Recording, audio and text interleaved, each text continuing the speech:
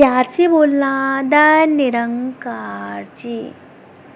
आज आप जी के आगे समर्पित एक प्रेरणादायक विचार, निरंकारी साखी आप सभी महापुरुष परवान करना जी, जिसका कि विषय है वक्त के अधीन भगवान। आइए शुरू करते हैं।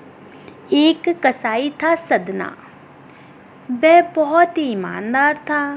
वो भगवान के नाम में इतना मगन रहता था, हर समय भगवान का भजन कीर्तन करता रहता था। यहाँ तक कि मांस को काटते बेचते हुए भी वह भगवान का नाम गुनगुनाता रहता था। वह कसाई था तो उसका यह काम ही था ये सब करना। एक दिन वह अपनी ही धुन में कहीं जा रहा था कि उसके पैर से कोई पत्थर टकराया। वह रुक गया और उसने देखा एक काले रंग के गोल पत्थर से उसका पैर टकरा गया है। उसने वह पत्थर उठा लिया, वह जेब में रख लिया, यह सोचकर कि यह उसके तौलने के काम में आएगा। वापिस आकर उसने वह पत्थर मांस के वजन को तौलने के काम में लगाया। कुछ ही दिनों में उसने समझ लिया कि यह पत्थर कोई साधारण नहीं है। जितना वजन उसको तौलना होता, पत्थर उतने ही वजन का हो जाता है। धीरे धीरे यह बात फैलने लगी कि सदना कसाई के पास वजन करने वाला पत्थर है। वह जितना चाहता है पत्थर उतना ही तौल देता है। किसी को 1 किलो मांस देना होता तो तराजू में उस पत्थर को एक तरफ डालने पर दूसरी ओर 1 किलो मांस तुरंत तुलता। अगर किसी को 2 किलो चाहिए होता था तो वो पत्थर 2 किलो का जितना भारी हो जाता था। इस चमत्कार के कारण उसके यहाँ लोगों की भीड़ जुटने लगी। भीड़ जुटने के साथ ही सदना की दुकान की बिक्री बढ़ गई। बात एक शुद्ध ब्राह्मण तक पहुंची। हालांकि वह ऐसी अशुद्ध जगह पर जाना नहीं चाहते जहां मांस कटता या बिकता हो, परंतु वह चमत्कारिक पत्थर को देखने की उत्सुकता उन्हें सदना की दुकान तक खींच लाई। दूर से खड़ा वह सदना कसाई को मीट तौलते देखने लगा। उसने देखा कैसे वह पत्थर हर प्रकार के वजन को बराबर तौल रहा है। ब्राह्मण दूर से खड़ा होके सदना कसाई को मीट तौलते देखने लगा। उसने देखा कि कैसे वह पत्थर हर प्रकार के वजन को बराबर तौल रहा था।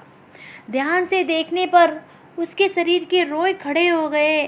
भीड़ छटने के बाद ब्राह्मण सदना कसाई के पास गया। ब्राह्मण को अपनी दुकान में आया देखकर सदना कसाई प्रसन्न भी हुआ और आश्चर्यचकित भी। बड़ी नम्रता से सदना ने ब्राह्मण को बैठने के लिए स्थान दिया और पूछा कि वह उनकी क्या सेवा कर सकता है। ब्राह्मण बोला, तुम्हारे इस चमत्कारी पत्थर को देखने के लिए ही मैं तुम्हारी दुकान पर आया हूँ, या यूँ कहें कि चमत्कारी पत्थर ही मुझे खींचकर तुम्हारी दुकान पर ले आया है। बातों ही बातों में उन्होंने सदना कसाई को बताया कि जिसे तुम पत्थर समझकर मांस तौल रहे हो, वास्तव में वो शालिग्राम जी हैं, जो कि भगवान का स्वरूप होता है। शालिग्राम जी को इस तरह गले कटे मांस के बीच में रखना व उनसे मांस तौलना बहुत बड़ा पाप है। सदना बड़ी ही सरल प्रकृति का भक्त था। ब्राह्मण की बात सुनकर उसे लगा कि अनजाने में मैं बहुत पाप कर रहा हूँ। अनुनय विनय करके सदना ने वह शालिग्राम उन ब्राह्मण को दे दिया और कहा कि आप तो ब्राह्मण हैं, अतः आप भी इनकी सेवा करके इन्हें प्रसन्न करें। मेरे योग्य कुछ सेवा हो तो मुझे अवश्य बताएं। ब्राह्मण उस शालिग्राम शिला को बहुत सम्मान से घर ले आए। घर आकर उन्होंने शालिग्राम को स्नान कराया, पूजा अर्चना आरंभ कर दी। कुछ ही दिन बीते थे कि उन ब्राह्मण के स्वप्न में शालिग्राम जी आए और कहने लगे, हे ब्राह्मण, मैं तुम्हारी सेवाओं से प्रसन्न हूँ, किंतु तुम मुझे उस कसाई के पास छोड़ आओ। स्वप्न में ही ब्राह्मण ने कारण पूछा तो उत्तर मिला कि तुम मेरी अर्चना पूजा करते हो, मुझे अच्छा लगता है, परंतु जो भक्त मेरे नाम का गुणगान कीर्तन करते हैं उनको मैं अपने आप को भी बेच देता हूँ। सदना तुम्हारी तरह मेरा अर्चन नहीं करता, परंतु वह हर समय मेरा नाम गुनगुनाता रहता है, जो कि मुझे अच्छा लगता है। इसीलिए तो मैं आपके पास गया था। ब्राह्मण अगले ही दिन सदना कसाई के पास गया। वह उनको प्रणाम करके सारी बात बताई। वह शालिग्राम जी को उन्हें सौंप दिया। ब्राह्मण की बात सुनकर सदना कसाई की आंखों में आंसू आ गए। मन ही मन उसने ऐसा सोचा कि अब मैं ये काम नहीं करूँगा और मैं इसको छोड़ दूँगा।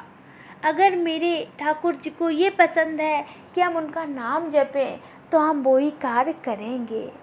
आइए महापुरुषों, इस प्रेरणादायक विचार से हमको क्या सिखलाई मिली वो हम सबके समझ में आ रही होगी कि हमने हर समय इस निरंकार प्रभु परमात्मा का सिमरन करना है कि हत कारवल और दिल यारवल, ऐसी ही भक्ति हमने करते चले जाना है।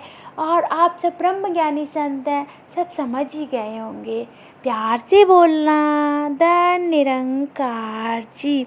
बोलिए सद्गुरु माता सुदीक्षा सविंदर हरिदेव जी महाराज की जय।